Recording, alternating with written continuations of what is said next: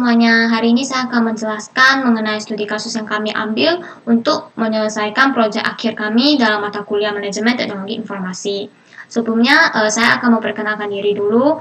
Saya atas nama tim Fariko dan di kelas 4 AKMC untuk mempresentasikan materi ataupun studi kasus yang kami ambil untuk proyek akhir kami. Nama saya Eviesi Angeri, NPM saya 1842101, adapun 6 anggota saya, Ivili, Jessica, Erik, Christina, Eriko, dan Pinky Riani.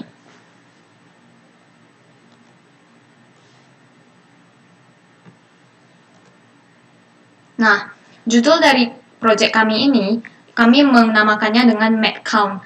MedCount itu berasal dari kata med, yaitu meticulous yang artinya cermat, teliti. Count itu menghitung. Nah, meticulous itu kami kaitkan dengan teknologi. Count ini yaitu accounting.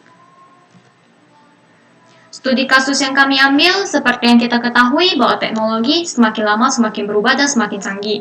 Terus, suatu perusahaan itu butuh suatu inovasi gitu untuk meningkatkan kinerja perusahaan. Nah, faktor yang menyebabkan kelainan informasi dan pengolahan data itu menyebabkan perusahaan tersebut kesulitan dalam mengendalikan siklus akuntansinya. Nah, hampir 80% bisnis tutup karena tidak didukung dengan manajemen administrasi yang baik. Beberapa hasil penelitian menunjukkan bahwa bidang usaha yang catatan akuntansinya masih sangat tradisional itu ketinggalan zaman gitu. Nah, jadi poin-poin permasalahan dari case study kami ini maksudnya masih banyak tuh yang menggunakan manual paper dan juga perangkat spreadsheet.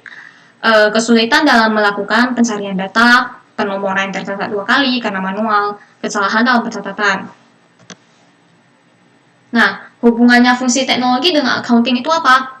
Nah, waktu kita sebelum ada teknologi, accounting ini kan semua serba manual tuh. Itu gampang salah, namanya manual. Nah, adanya teknologi kita bisa lebih efisien, tentu dong. Habis itu penghematan waktu dan biaya, peningkatan efektivitas, dan mencapai hasil output laporan keuangan dengan benar. Karena dengan adanya teknologi, kita bisa melakukan input atau jurnal, nanti udah bisa mengeluarkan laporan keuangan tanpa harus manual lagi buatnya.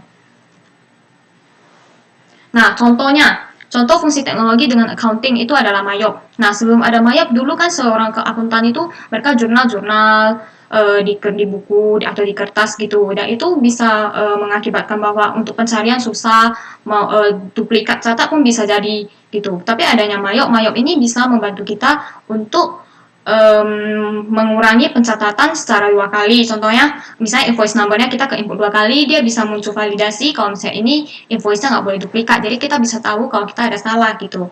Terus penggunaannya relatif mudah, membuat laporan dalam waktu relatif singkat seperti yang saya tadi bilang. Kalau misalnya adanya Mayop ataupun teknologi akuntansi yang lainnya, kita udah melakukan input, dia akan menghasilkan laporan keuangan secara otomatis tanpa harus kita menyusun-nyusun lagi seperti manual.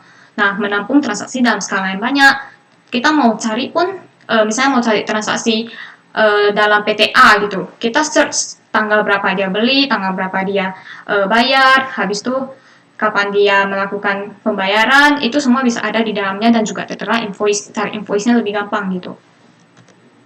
Nah, jadi kesimpulan dari studi kasus yang kami ambil ini, kalau misalnya kami itu bilang accounting itu sangat membutuhkan teknologi sekarang, karena tanpa teknologi sekarang, accounting ini sangat susah untuk berkembang gitu. Nah, jadi maksudnya accountant itu butuh untuk mengikuti perkembangan teknologi yang semakin berkembang agar bisa kekejar gitu loh. Maksudnya adanya inovasi. Nah, untuk menjadi seorang akuntan yang mengikuti perkembangan teknologi dapat dilakukan dengan menggabungkan antara prinsip-prinsip standar akuntansi yang berlaku, kemudian mempelajarinya dengan program yang saat ini sudah banyak ada muncul untuk kita pakai.